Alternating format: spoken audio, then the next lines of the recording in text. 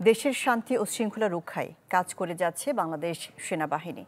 সকালে সাভার সেনানিবাসে ৯ম পদাতিক ডিভিশনের ব্যবস্থাপনায় ও ৮১ পদাতিক ব্রিগেড পরিচালিত ফায়ারিং প্রতিযোগিতা ২০২৫-এর পুরস্কার বিতরণী অনুষ্ঠানে এই কথা বলেন সেনাবাহিনী প্রধান জেনারেল ওয়াকারুজ্জামান।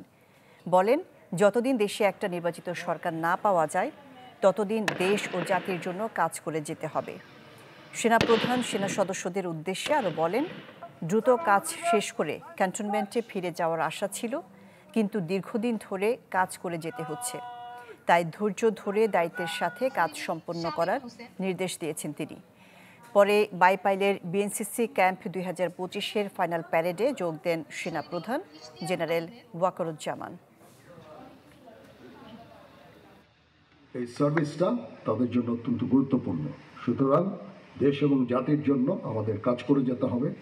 যতদিন না আমরা একটা নির্বাচিত সরকার পেয়ে যাই এবং দেশ একটা শান্তি শৃঙ্খলার মধ্যে আসে, আমাদের এই কাজটা করে যেতে হবে। ততদিন পর্যন্ত ধৈর্যের সাথে এই কাজটা করে যেতে হবে।